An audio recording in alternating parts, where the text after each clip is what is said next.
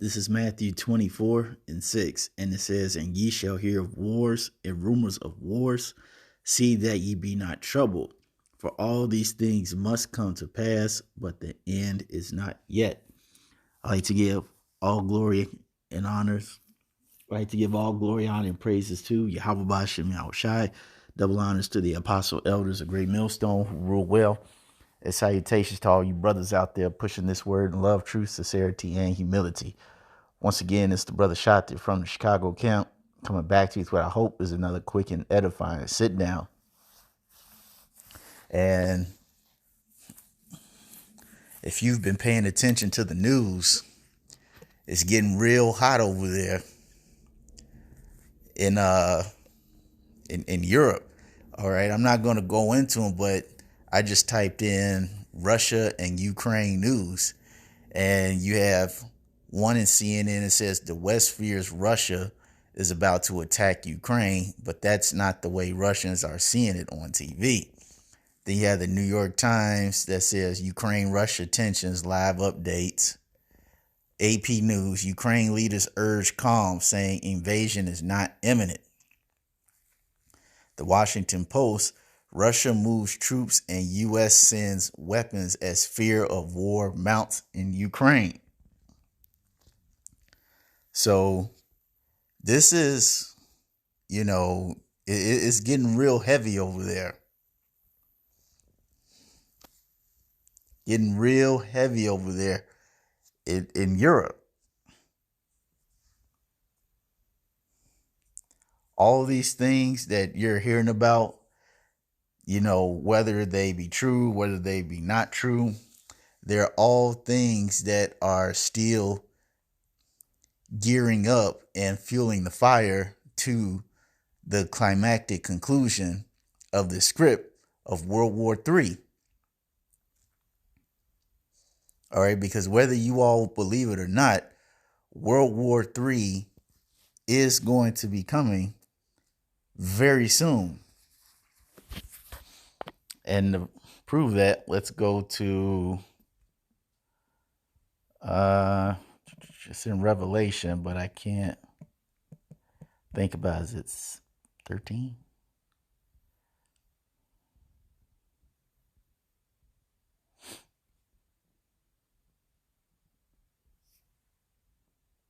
Oh, it might help to spell woe right. Revelation 11:14. And it says, the second woe is past. The second destruction is past. And what was that? World War II. And that's gone. That ended in most historians would say about 1945. Okay. And it says, behold, the third woe cometh quickly. Because you got to think, let's say this jumps off in 5 years. I'm just using that as an example. I'm not saying that's what it is, but I'm just using that as an example. It would be 2027. Okay. So you have 2027 from 1945.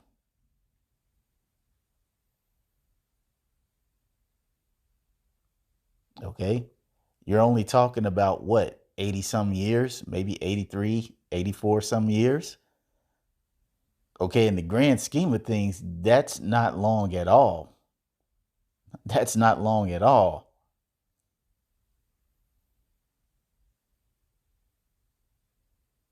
And the reason why this woe is coming so quickly is because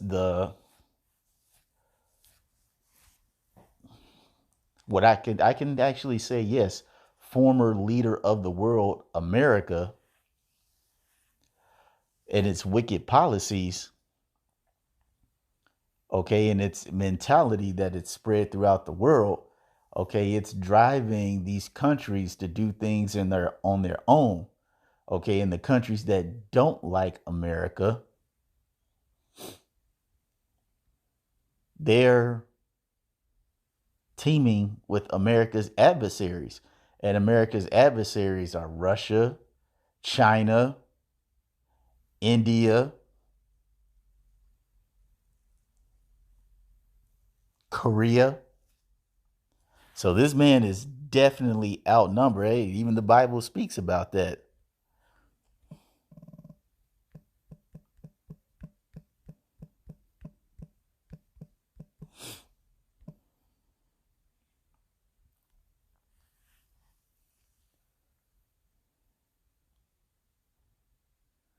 Revelation 17 and 15.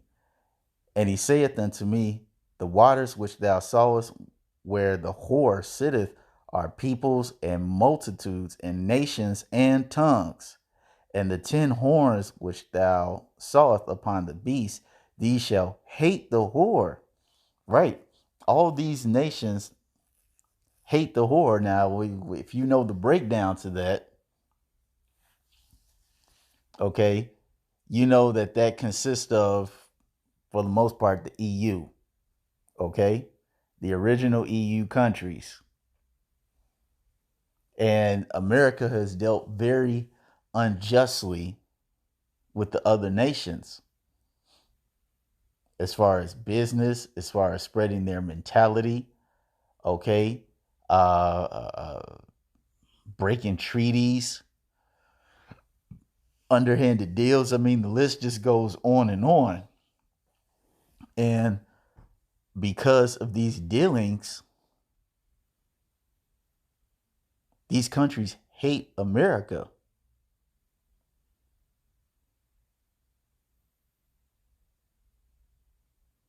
And they're teaming up, these European countries. Not only are they teaming up amongst themselves, but they're also teaming up, as I said before, with Moab, with Ammon, with Ishmael, Elam. All right, America is about to find itself in a very bad case very soon. And it says, and shall make her desolate and naked, and shall eat her flesh and burn her with fire. Right, because the big talk in the news, when you hear some people talk about this situation, they're like, we don't want America to go to war with Russia and China and Iran and these other places. And the number one reason is because, and which really you don't need any other reason. They always keep saying Russia, China, Iran, these are all nuclear ready and capable countries. So if we go to war with them and try to shoot nukes at them, we're going to get a whole lot of nukes back in return, which that is going to happen. It just hasn't happened yet. Okay, because that is the judgment of the virgin daughter of Babylon, the great whore. Okay, that is the ultimate plague of the Lord's indignation, righteous anger, because of the abominations that are being perpetrated and allowed to happen in this country with no consequences or accountability. All right. Well, we go back to that Revelation 11. Let's get that again. Revelation 11. And no, what was that? No, that was Matthew. Sorry about that. That was Matthew.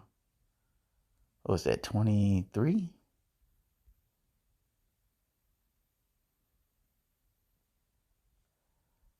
Let me get that again. Because what you have now is you have all these nations rising up to get ready for battle. Actually,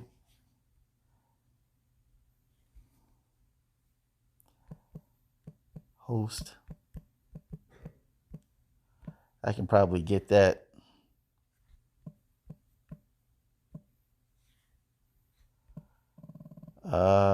Where it says the Lord.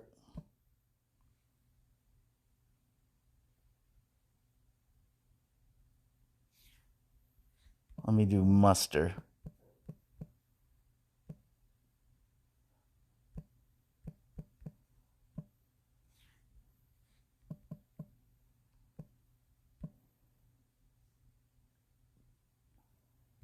Uh, I can't find it where, but it talks about how the Lord mustered up the host for the battle. Is it in what's that in Isaiah?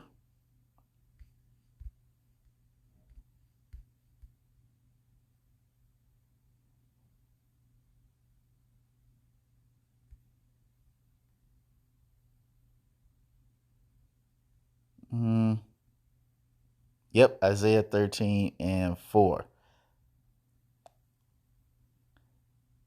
And it says, the noise of a multitude in the mountains, like as a great people, a tumultuous noise of the kingdoms of the nations gathered together.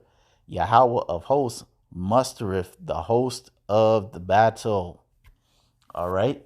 And who are these hosts that are playing in this final battle? The main host of this in battle. All right. You have America, you have China, you have Russia, you have Iran. Okay, you got the rotini haired people living in our country, and a few others. All right, the Lord is gathering all these people, making all these very subtle and meticulous moves happen to where eventually they're just going to do battle with each other. And they're just going to go to all out war. And as I said before, we know the end result of this third woe is the inevitable, and I'm sure which is going to be magnificent destruction of the virgin daughter of Babylon. You know, this is something that uh, has really been picking up over the past week or two. So, I mean, we'll see what happens, especially with these with sanctions and mandates and supply chain shortages and uh, people getting off the petrodollar, the rise of cryptocurrency and blockchain. You know, it's just one of those things we really got to see what's going to be the next move. So, hope you all were edified. Until the next time, we're going to say shalom.